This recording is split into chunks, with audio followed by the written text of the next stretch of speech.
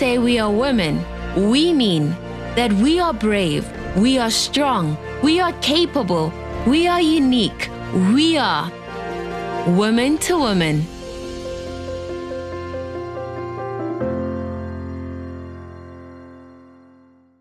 Good afternoon, Africa. Good afternoon, South Africa.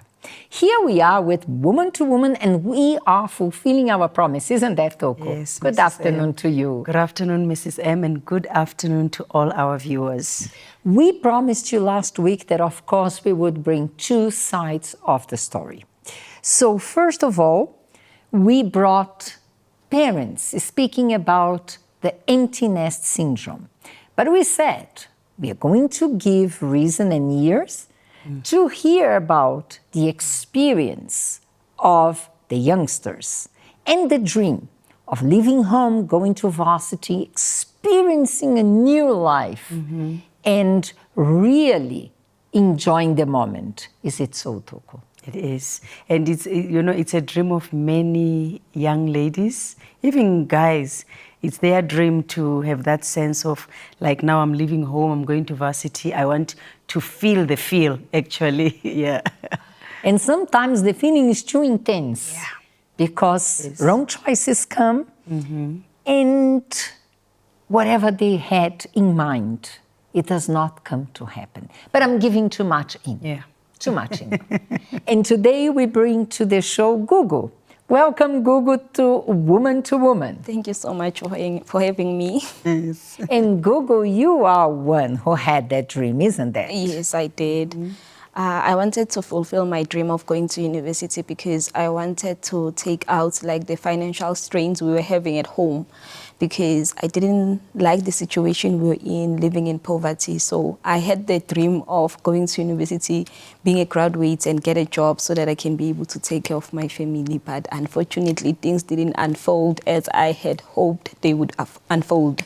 And today we are going to learn more about her story. So Gugu, what was your dream?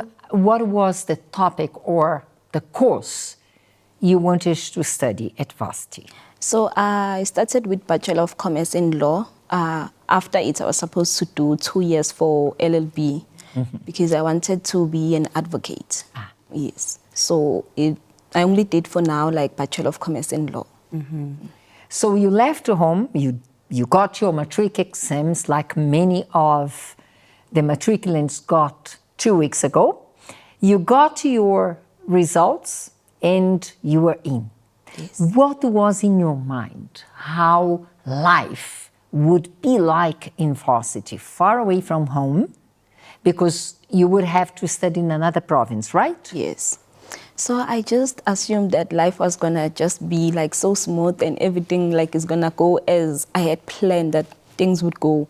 But unfortunately, that was not the case, because when I went there, I had a lot of problems. I faced a lot of difficulties, even with registration, accommodation, and also stipend, like living allowance that I didn't know that it was actually important. In my mind, I was like, no, I'm going to university, I'm gonna have the freedom, and life is gonna be good. I wanted to hear more about this concept. Yes. I'm gonna have the freedom. What was in your mind? In my mind, I was like, okay, I'm gonna be alone. No one is gonna tell me what to do. I'm just gonna be my own person, and I will get to make the rules of my life in terms of what do I do, what do I want to do, and no one is gonna tell me anything. I'm just in charge, basically. So that's how you perceived freedom for you? Yes. Like, I will do everything the way I want. Nobody's going to order me around. Yes. Nobody will tell me what to do. Yes. That was the idea of freedom for you? Yes, that was the idea. Because probably at home you had discipline. Yes, I had discipline at home. So it was like, now I'm gonna be my own person. I'm gonna take over the world with the rules I would like implement for myself only. And no one is gonna tell me what to do. And worse, I was gonna be in another province. So I'll be far away from home. No one is gonna see what I'm doing and everything. There's a question that is in the mind of our audience. Were you in the church already by then? When I was in, yes, I was already in church. when I was in matric, I would go to church, but not often because I had to focus more on school. So yeah, from matric, basically I got my dream. And then when I went to university, that's when I started to lack in terms of coming to church, because there at Free States, I would see the branch there, but I wouldn't go. I would only go when I was this side back home, and it was during holidays sometimes when I had the time, like, oh no, let me go visit church and go see what's going on. But it was not as constant as I was when I was still there in high school. But when you were around here, as you said that you would go to church more when you were here, was it because you were going to church because of your parents or because of your mother? And then there you felt like nobody will order me to go to church? No, actually, at home, I came to church because of my father, but unfortunately he left, and then I was left alone. So, but I enjoyed going to church because there I had like my own family, so I would go because, yeah, it was where I would feel at home. Okay. Now let us imagine you arrive in a new province to varsity, and of course you had to stay at a dormitory or in campus. What were the first changes in your life that you did? Okay, so the adjustment that I made when I got to university was that, okay, now I'm on my own and I'm supposed to fulfill my goals.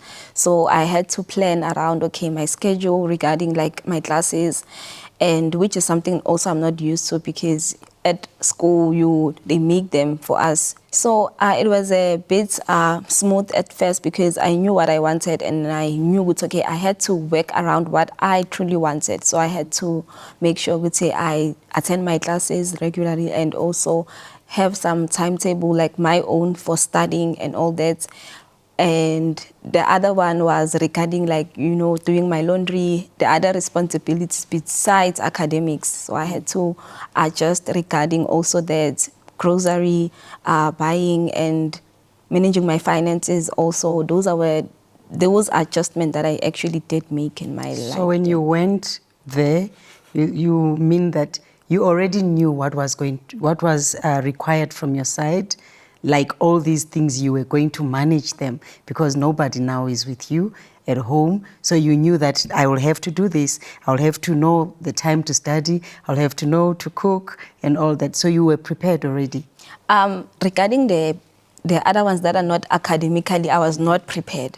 Only academically, I was prepared, and also friends. I was also prepared regarding friends, which ones to mingle with. Yes, but regarding like cooking, finances, that was not part of your dream. That was not part of it was like, what's going on now? Because I'm not used to this and all that. But I still have to eat, and so it was just a challenge on its own.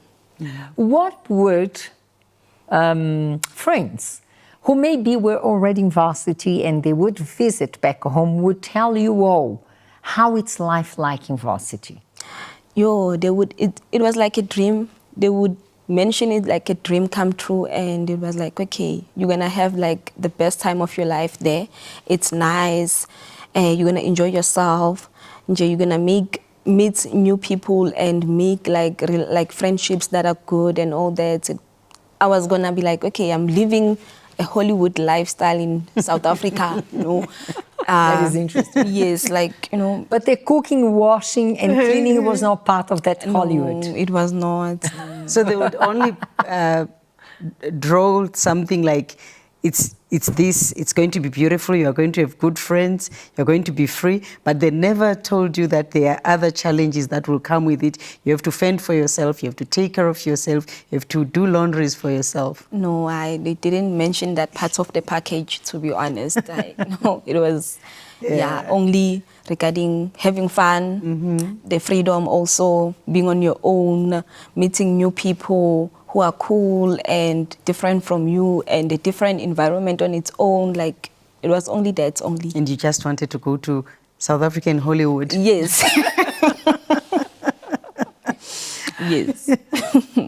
And then the first year was smooth for you?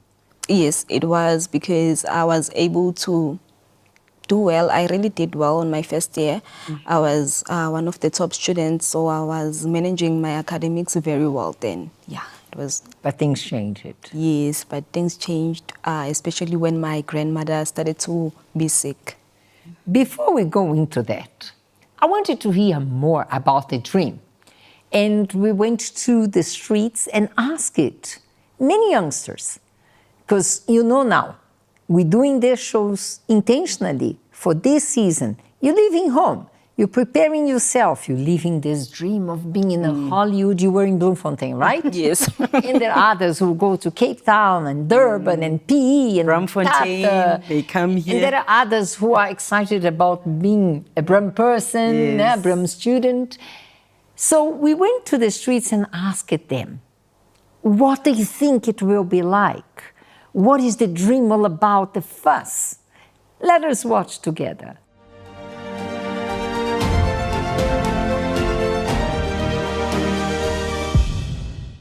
We went out on the streets to gather insights on people's experiences in varsity. Here's what we discovered. How did you imagine your social life would be in university? Was it what you thought it would be? Yes and no. Well, you know, when you go to school, you think you have everything sorted out or in control, but you get new people that influence you, new people that don't influence you. So it was not what I envisioned it to be. Looking back now, do you feel your expectations of varsity have been met? Why or why not? No. Reason being is I thought that varsity will be easy, soft life, all about niceness, relaxation, you know. But when I got there, it was serious. It was more advanced learning. You know, I did more modules than I previously did, subjects, you know. And there, unfortunately, there is no teacher to come behind you and tell you that you need to submit something, you need to be in class. It was all on you. Did you think university would be more fun or more serious? How did that turn out? Definitely fun, because I don't have to go to school like high school. I thought it would be less strict, but it is actually more stricter, because once you fail, you have to pay for that module. So it was definitely serious and less fun. Would you have done anything differently if you had known what university would be like? Yes, I would have been more focused and I would have engaged a lot more with God than me being there unprepared, thinking that life is nice, only to find out that it's actually more serious. Hey, I would have focused more on my studies. Yes. Let's head back to the show.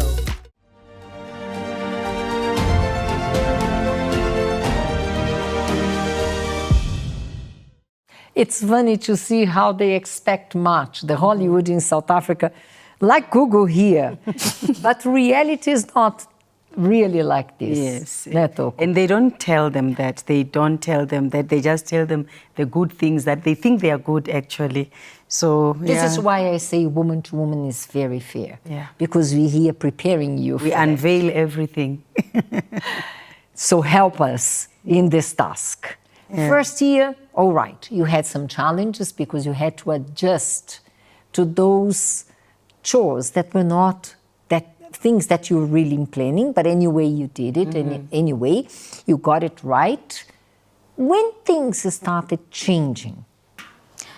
Things started to change because I was living with people who were having a different lifestyle from my own. So that was also one of the challenges that I had to go through, because as much as I would abstain from the things they were doing, when I would go out of my room, they are there and they are doing their own Let's things. be honest. Let us tell them the dream is not as perfect. What was the environment like, or what were the things that were different from what you were used to? So the other one was that I thought I'm going to school, obviously, to study, and there wouldn't be like other temptations like groove places, like places to club and all that. Only to find out, Kuti, at school where I was staying, like inside the school, like the school premises, like there were events regarding like such things of clubbing and partying. So that was like a challenge to me, because every week, like basically every week, they would host something whereby it's events and you're supposed to study. How are you able to study? Like maybe, okay, now they're making noise, they're close by, it's a resident that's close by. So that was also another challenge because I was like, Aibo, isn't this supposed to be school? Like only school things we're doing? But no, it was not like that because it was just challenging on its own. But I had to like try and abstain. And how was the reaction of your friends when you didn't want to be part of it? When you would excuse yourself or say, guys, I want to study, what would be the reaction? Okay, so I was an introvert, so I was not mainly like with a group of people of some sorts. I just attended with those whom I shared classes with, and besides that, I would just like hang out alone most of the time. So I was like, okay, I go to my classes and then I go back to my room. Like that was my routine. Eventually, I got to conversate with others, like different kind of people around. And then as much as I wouldn't do what they wanted me to do, it was like okay with them because it's not like they're going to force me or anything. So it was just, comfortable. So the introvert person became an outgoing person with these friends. Yes. So tell us about the change. So the change like happened unexpectedly, and I don't think I was even like conscious about it because it just happened out of nowhere, whereby, okay, now I start to hang out, like sit with them while they're still like doing their own things, which I didn't like to do.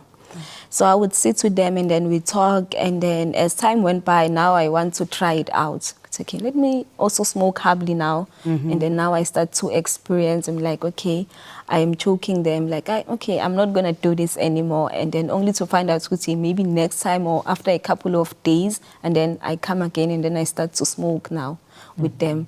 Though they didn't like force you into anything, but did you feel pressure, like just because they are doing that, so you had that pressure of, no, for me to fit into being friends with them, let me smoke, let me do this. Did you feel that, or you just did it because you just wanted to do it? I won't say I did feel any pressure, but I think it was that thing of maybe you like a certain person to want to be their friend, and only to find out it's okay, they are doing this, and then now you also want to look cool in front of them, and then you end up also doing what they are doing. So it was like that. The sense of needing to fit in. Yes. So the first year you didn't bother much, you were a more isolated person, but the second year all of a sudden you start feeling that you need to be part of that group. Otherwise, life was hard. Did you have any guys there that would be of interest for you? I was dating at that time since from high school, but the guy was in UJ, so it was like a long-distance relationship. Yes, but I was like, I can say like he was the one who was my friend overall throughout everything, because we would like video call and talk, even have like our own schedule. It's okay, we're gonna study at this time. Did the relationship survive long distance? Yes, it did until the third year. The first year. The third year. The third year of our third year. relationship, yes. But you were in the second year of varsity. Which year were you at varsity? That time I was already, when I started to date. No, when the relationship came to an end. It was that final year, my final year. So you managed to keep it through until the final year? Yes. With all the challenges that you had? Yes. Did he know you would go out, you would party? Yeah, I would tell him everything actually, and Probably he was doing the same. no, he was not. It was not his thing actually. So It was not in him. yes, so he would like, okay, I wouldn't suggest it, but you can do it, because like it's not like he can force me on what to do. So he was like open-minded, like, okay, you can do it, but he would make sure it's okay. He checks on regarding my safety and all that. It's okay, what's happening. As much as I think maybe he didn't even like it, but he didn't know what to do actually to stop me, because it's not like he's here to see me doing everything. The change that you had from your first year to the following years, what was the reason?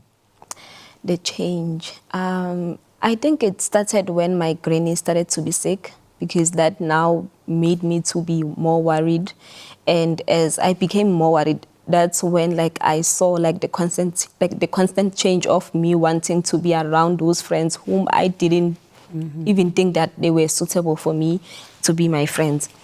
So when that started to happen, like eventually it got to a point whereby when now my granny passed away, I then indulge more in hanging out with my friends now and not like even neglecting my schoolwork, to a point whereby, okay, now my focus when I wake up, I know that I'm going to hang out with my friend, we're going to smoke, we're going to be high and everything, and later on... So you did not only smoke hubbly bubbly cigarettes, but you went on with some other chemicals? Yes, it was What? weed.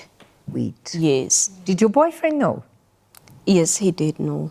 What did he say about? Like, he wouldn't understand, but he was like, okay, he would see that I was stressed, obviously, regarding my grandmother, but I feel like it was a matter of he doesn't know how to help, so he just like, okay, fine, it's your decision. As long as you're okay with it, you can go on with it. So going deeper into all these substances was a cover-up, like I'm stressed because I lost my granny. Yes. So you went deeper into it. Yes. Is it because you were very close to your grandmother, that is why? Yes, I was very close. Like, I would say she was my best friend, and she was also one of the reasons why I actually went to university. It was all for her, basically, at that time. So instead of reacting in a way, let me pay a tribute to her, because of the good influence, you got lost in the process. Yes. Trying to cope with her passing. Yes. How far did you go? I went to as far as now going to clubs, because there in that Bloemfontein, where I was, like we had clubs, we would go to party and all that, and we would like spend our money there. And it was just a mess, because at some point everything of mine was like a mess, to a point whereby, okay, now even going to classes, it's a no for me. I'm not even interested. Like, it's something I don't want to do. It's like I don't want to do. But when exams comes, I would have the hope which I'm going to study day before, and then I'm going to go there and write, which I would be like, no, I'm smart. I can handle this. Only to find out when I get to the exam room, I would get like panic attacks. And I wouldn't even know what's happening, because I was like, I don't understand what's happening with me. So, now I start to have that mindset, which maybe now when they would mention, there's this thing of witchcraft and all that, now it's basically happening to me. I was assuming, but I didn't know like the actual cause of it all. So, and then also, I was not basically like interested anymore in school. Whatever that happened, because I was also in a bursary, so I didn't even care anymore what really happened.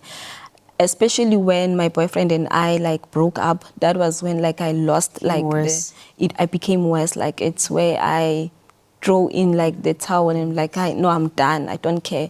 So it was now me living my life, like partying, hanging out with my friends, watching Netflix, binge watching the Netflix all day long, not caring about my studies and all that. So it just became a mess to that point. So how did you do now with your studies?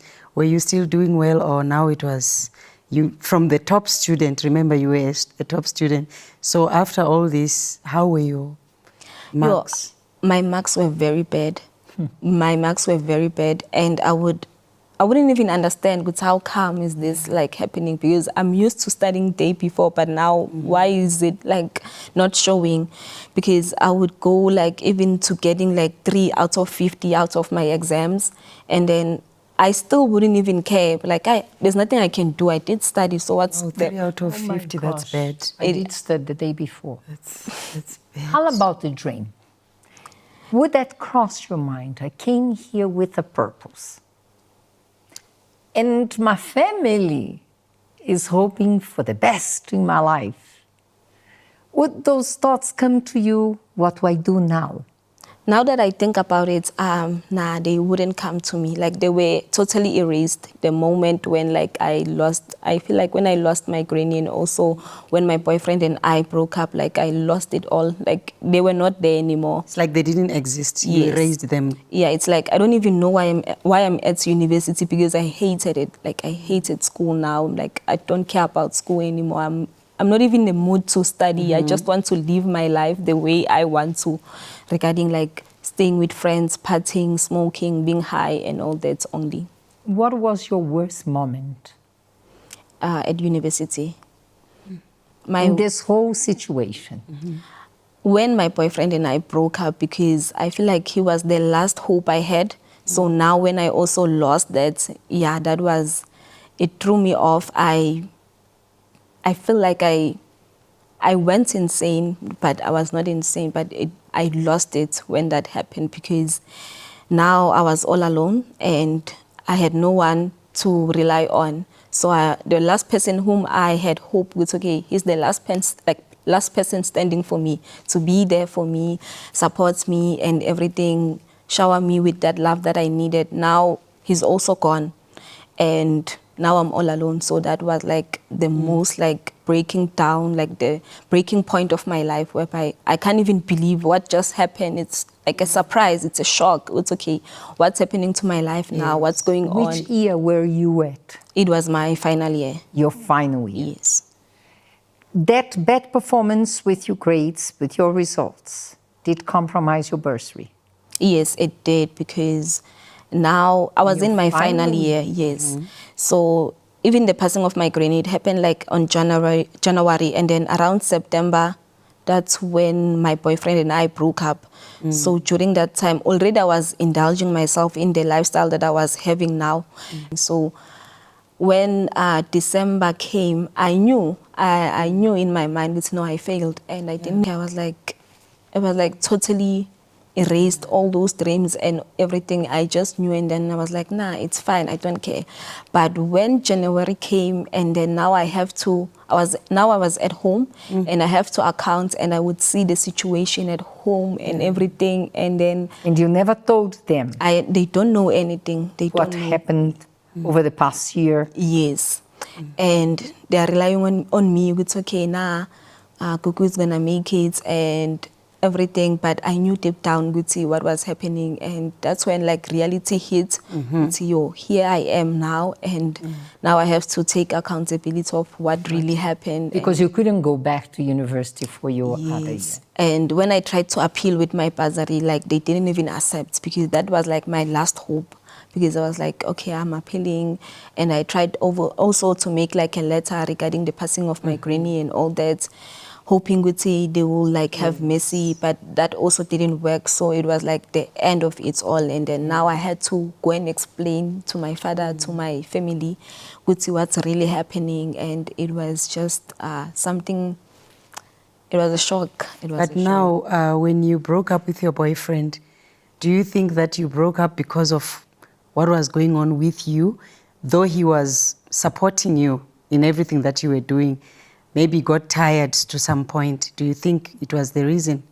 Yes, I do think it was the reason, because at some point, the lifestyle I was now engaged with, it was not like in line with what he actually wanted. And at that time, I didn't even know, but I was like, maybe he's being selfish, because I supported him through like his worst moments, but now on my worst moment, like he's not able to support me the way I was supporting him, which made me to feel like, okay, yeah, it means like he doesn't even know what love is all about. Only to find out it was actually the change in me that happened that also contributed to our relationship. Yes. Today, of that situation, looking back, you recognize that you were going to varsity, and you became someone else. And that's why everything else, including your relationship, failed.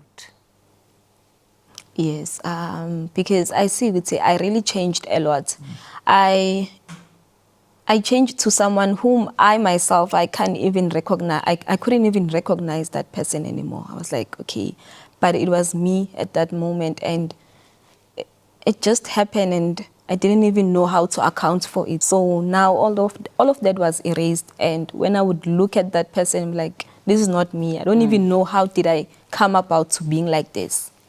We are going to go through the story and how did she pick up the pieces.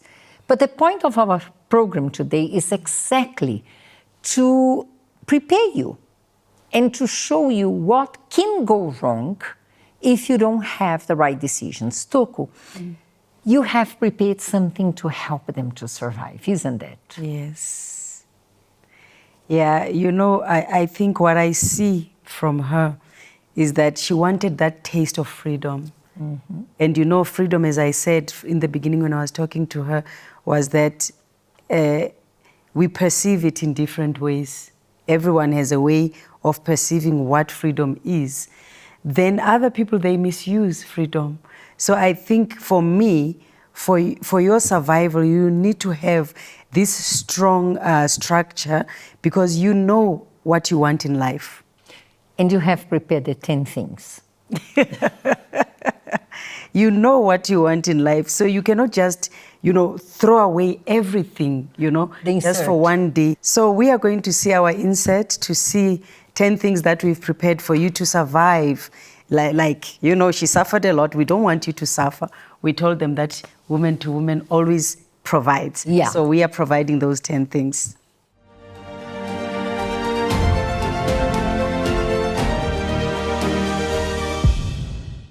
Ten things to know about living alone in varsity. 1. Prioritize self-care. Without family reminders, you will need to take charge of your health, eat well, sleep enough, and find time to relax. Make a self-care routine, whether it's cooking, exercising, or unwinding with a show. 2. Cooking and laundry are essential. Takeout is convenient, but cooking your own meal is healthier and more cost-effective. You can plan meals ahead and cook in bulk. Laundry is another responsibility, but once you get the hang of it, it becomes second nature. 3. Budgeting becomes your responsibility.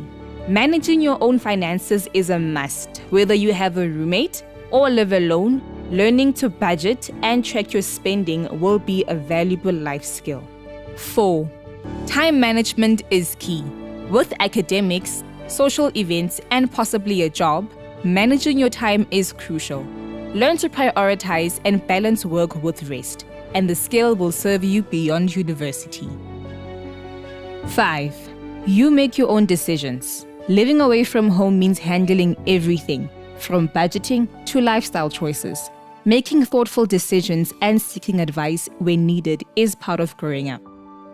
6. Roommates are a mixed bag. Roommates can become close friends, but you will need to adjust to different personalities. Clear communication and boundaries are key to maintaining a peaceful living environment. 7.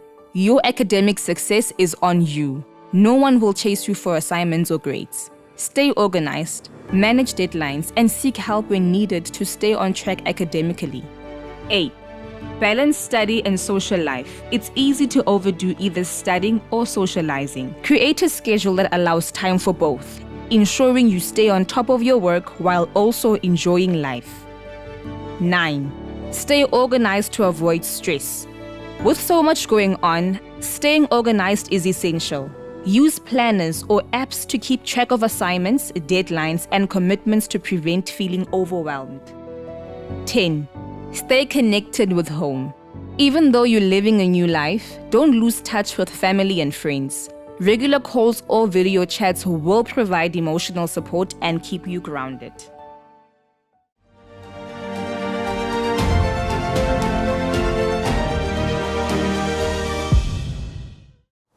I'm sure if you had those steps, you would have done better. Yes.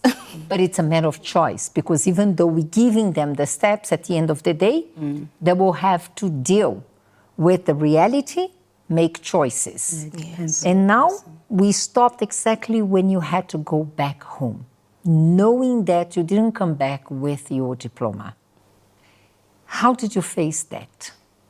It was so challenging because I had like a different vision regarding like going back home to start afresh. So when I had to go back home, and I also have to deal with the problems that I was actually running away from, like the financial strains, the burden that we were dealing with financially at home. So now I had to like account for it like on my own regarding like blaming myself. I tried to look for jobs and that would fail.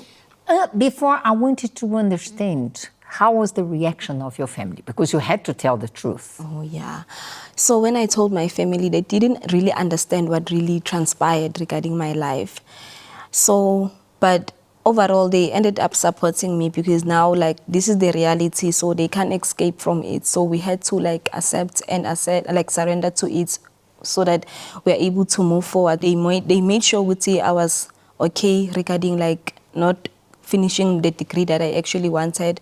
And they made sure that I actually don't blame myself. Like, life happens, so... But did you sense some sort of disappointment in them? Yes, they were really disappointed, especially my father, because, like, he believed in me so much. Actually, you are his pride.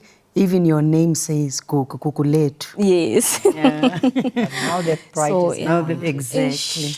People talk, the neighbors and all that. Now they also have to account for that, which was another stress to them, having to tell them, no, she's not done, she's home. So that on its own, it was something I would see, like, my father running away from, especially when they would ask, where is Kukuletu? What is she doing now? Is she done? So those, like, type of questions to parents, it was, like, really challenging for also me to witness that from my father, to see what some of our people may not understand is how things work in South Africa. Because in many other countries, you don't even know the name of your neighbor, you never see, you never greet. But here in communities, it's very close and one takes care of the life of the other. So somehow families feel like not only having to deal with the disappointment, with the problem that we have in hands, now I still have to explain to my neighbors, to my family, to my community, and that is a heavy burden on them. But this thing, it's more common than you may believe. I wanted to bring to mind the account of Oratili, who thanks God overcame, but also she had to go back home because of choices.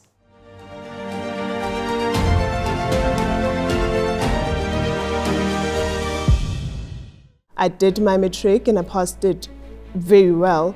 But then when I got to varsity, somehow there was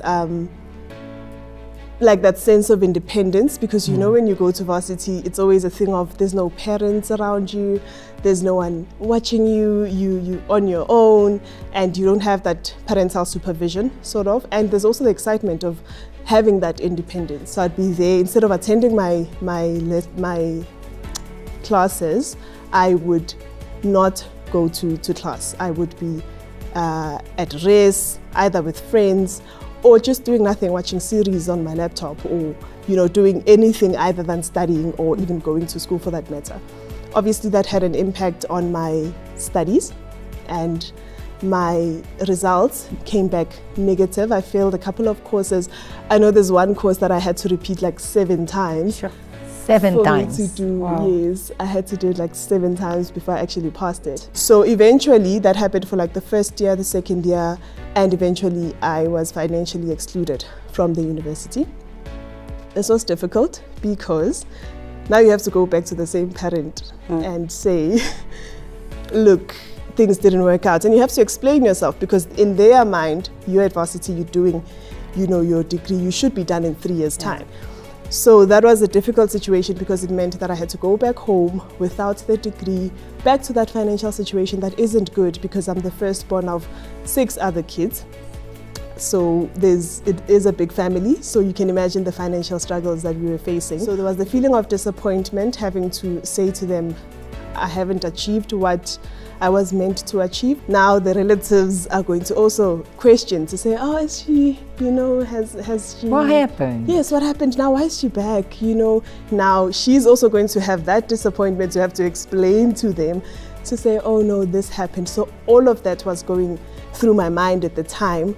And the reality is that you can't really run away from it, because rest is kicking you out. You can't go anywhere. You have to go back home and explain that situation. The first thing was to bring myself back to the point where I was before everything happened. You'll remember I mentioned earlier that I had deviated from the person that I was, my values, the values that I had learned from the YPG, from as well being raised in the church. All of those things the discipline that I had, all of those things had to come back for me to now piece myself together and actually move forward. And again, this is where the YPG featured in very, like, you know, it was actually a building block for my life, because that's where you actually learn how to mend your pieces. That's where you learn that life is worth living, that you don't have to give up, that there's always hope, there's always something that you can look forward to if you really set your mind to it and if you allow God to use you.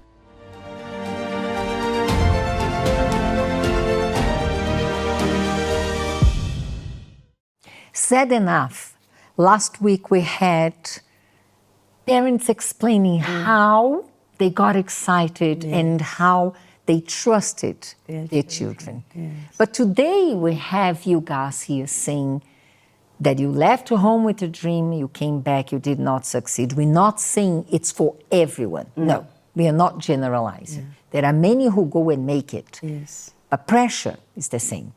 Temptation is the same. It is. To lose focus is the same. And this is why we are here, giving, of course, an opportunity to tell what happened, but also giving you some tips. Because if you are embarking in this journey now, aim not to come back defeated or regretting your bad choices, because you will need to deal with the second part to pick up the pieces. That is what you had to do, isn't that? Yes, I had to try to be strong and try to pick myself up, because I first had to make sure that I get a job, which I didn't actually succeed in. And then eventually, as I tried to continue looking for ways, because I also wanted to start like an online business, which also didn't work out. Like each and everything that I would try, unfortunately, it wouldn't succeed as I had planned that it would succeed. It was like each and everything that I touch, it just doesn't make sense. It just breaks down. Yes. So eventually, I then now started to date again. And as I started to date, I didn't With the same person? No. With someone else. With someone else. So when I started to date, I would have it wouldn't work out, and then I would end it and then get another one, and then from then it wouldn't end the way I would expect it. It wouldn't go the way I wanted it to go. And then from then I would now, okay, this is not working out. So because I would give the love that I'm supposed to give, but they wouldn't give the same love that I wanted them to give. So I was okay, now basically they are okay with being with me, but not actually putting in the action required for our relationship to work. So it went on to a point now I was having multiple partners, because I would try to adjust. It's okay, this one is boring me today, there's this other one and all that. Now, sorry, before you go further, I just wanted to ask, while now you were dating, trying to date this one, doesn't work, this one, were you back to the church now? Were you No, I coming was to church? not. I was not coming to church.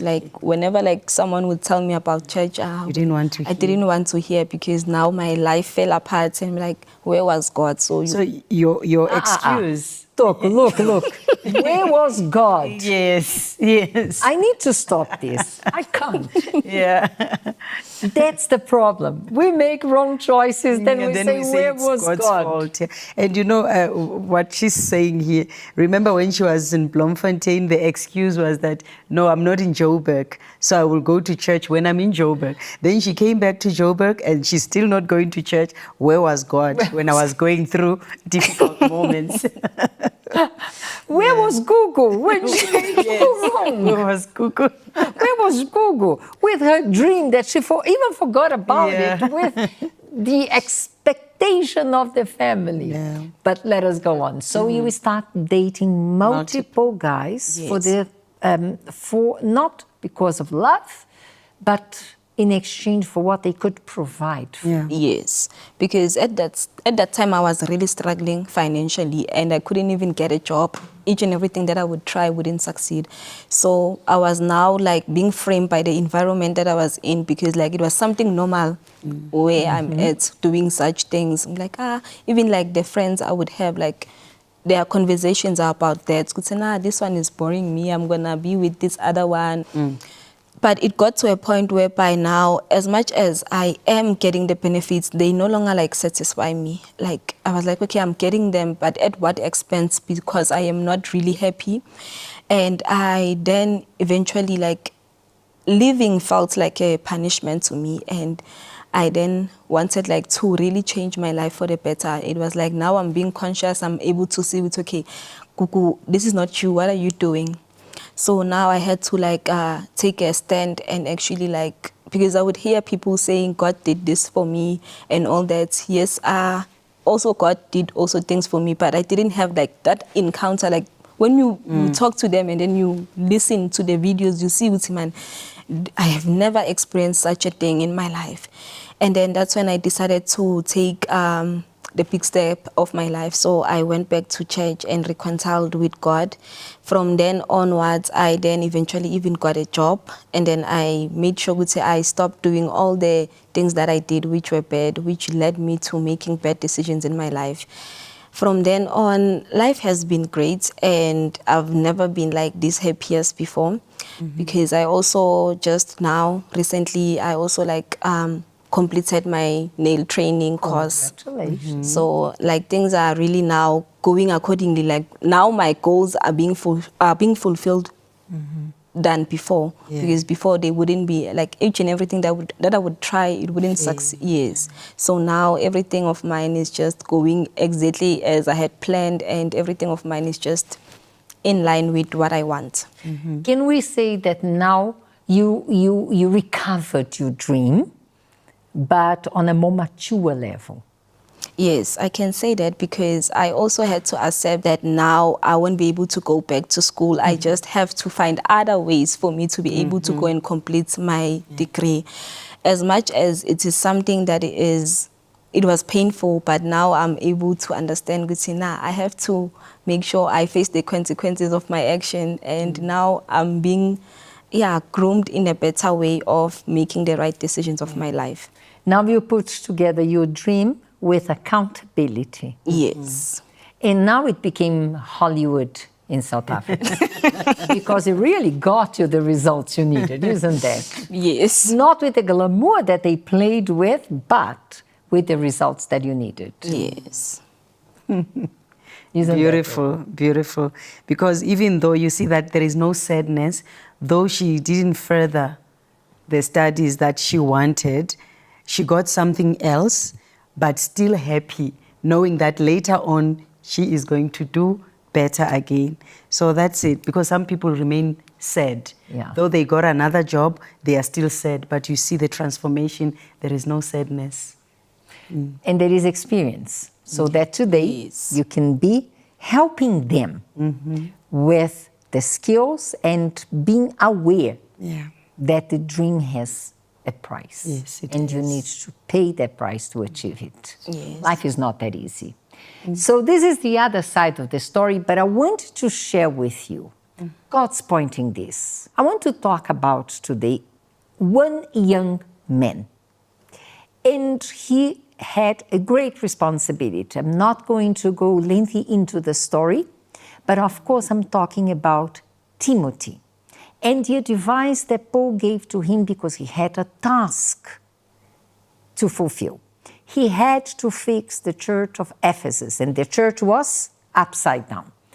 He was young and he could doubt himself. He was given a vow of trust, let me put like that. A job that was too great for him. As may be, you are now given a vow of trust from your parents, and you have too great of a dream to fulfill in your life. Your future, your career, you're going to go out of the house and you will face a new stage in your life. Yes, you're going to be alone, you're going to make your own decisions, but the quality of your choices will determine your future. So Paul, writing to Timothy, in the book of 1 Timothy 4, verse 12, he writes like this: let no one despise your youth. Do not despise yourself, your youth. Do not allow people to say to you, You only live once. You are so young. Why are you going to be so serious? Why are you going to carry this burden of being the example in your family? You need some fun. You need to live life. Do not despise the best years that you have, because your best years were not made to be wasted with things that will not be profitable to you. Proof of that, you can have fun, you can club, you can spend nights drinking, dancing, experimenting with chemicals. Fact is, after that moment of excitement, you regret, you have no peace. In that moment, you are despising the strength of your youth. You are giving ears to those who think that your youth is for you to waste, when the youth that you have is actually to build something great. And Paul teaches him how to go about. He says, but be an example to the believers in word, in conduct, in love, in spirit, in faith, in purity. I'm not going to break each one of these, but I'm going to dwell in the word, be an example. Be an example from the point of view that making the right choices, you will achieve what you want. You will build your life. You're going to look back and not have regrets. And because of that, you will be admired by your family. You will be an example to your friends. Maybe in the beginning they will criticize you. They will call you names. But when they get into trouble, they will turn back to you. So let us replace the believers and let us put here those friends in school that came with the same dream, but who knows? They will get lost along the way, like Google did, like Oratili did. And if you don't make the same mistake, you will be an example for them. And also in your faith. If you are from the church, and when I say the church, I'm not labeling Universal Church. Yes. When you are part of the body of Christ, when you really, really understand what is to live by God, do not trade your faith, your purity, for some time of fun, to fit in, just to, please your friends. Because if you stand your ground, if you develop the dream that you are called for, you will be a reference for them. When they need, they will look up to you. They are not going to look sidewise, you doing the same. They are not going to look down at you. See that you made wrong choices and where you are now. When they get lost, they will look up to you. And through you, you will glorify God. You will bring praise to God. And you will bring honor to your family, besides building your future. This is what Paul told Timothy. This is what he is telling us today. So I hope you accept that advice. You see the example of Google, who had after to deal with her wrong choices. And thanks God, Google, you built a new life. But not everyone get to do that. Toko, how do you wrap up today's show? Today's wrapping up of the show, we are not here saying that you shouldn't have fun. You can have fun without destroying your future. Because the problem is that people, they compromise a lot. They want to have fun in a way that it destroys their future. So we are not saying, I had fun. My fun might be boring to you. I had my own fun with my family members, but we did not go to that extent that you have to destroy your future, you have to forget about your future. So you can have fun, but you don't need to destroy your future. And remember that, people, those people that you are having fun with, at times they're the ones who are going to laugh at you. When things are not going well, they are the first people to laugh at you. So you have to remember that in your mind, you have these goals, and just tell yourself that I am going to fulfill the purpose that God called me for here. Because Gugu had future. She was a bright student, but because of, in the name of having fun. And another thing for me, Mrs. Marcia, when I was given freedom by my father, my definition of fun, of freedom was totally different. Mm-hmm. My definition of freedom was that I need to be responsible now. So sometimes people, they have their own definition of freedom. They think, as Gugu said, I need to do this, I need to do that, I need to have friends, I need to party and all that. That's the definition of freedom for others. But for me, me personally, is that definition of freedom for me is being responsible. That is why you find that there are people who made it in life and you wonder, you think, oh, it was luck. It wasn't. It's because when they were given the freedom, they did not misuse themselves. I'm given freedom by my family members or by my mother. I don't want to disappoint them. So I'm going to use it wisely and be responsible. So that's what freedom is. It's not just for you to be doing everything that you want, but also to be responsible. And this is why now I'm going to pray for you to have that kind of understanding. Yes, you will have freedom. No one will be after you. Time to wake up, time to cook, time to wash. Do not miss your classes. Yes, you will have freedom, but value the trust and responsibility that was given to you so that you seize this opportunity to build a great life. Shall we pray? Our Lord and our Father, we present to you right now all those who are exactly preparing themselves to leave home for the first time ever, to go and stay in another place, to stay in campus. And we know they are going to be confronted by different realities, by a different lifestyle, by not having the family close by to protect them, having to learn how to do the basics for themselves. And my Father, you know this is very, very exciting. But in that excitement, how many get lost and they come back home defeated because they remember they had the chance and they just burnt that opportunity. We pray for those who are leaving home now, not to have this sad experience, but just like Timothy, to be examples of faith, example of purity, example of commitment, to be truthful, not necessarily to the church, to their families, but to be truthful to themselves. Because at the end of the day, Lord, you know, they are the ones who are going to reap either the good fruits or the bad fruits of that decision. Family, their church friends, others will be disappointed, but no one will carry the pain that will be inside.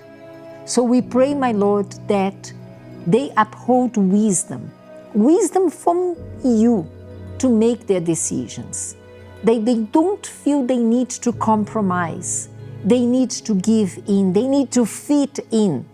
They see their value through you, that they were called and given this opportunity to build a great life. We bless their year. We bless their academic year. We bless those who are moving to other provinces and other countries to build a career. They have passed the stage of varsity and now they are going to give a step further. They will maybe work in another place.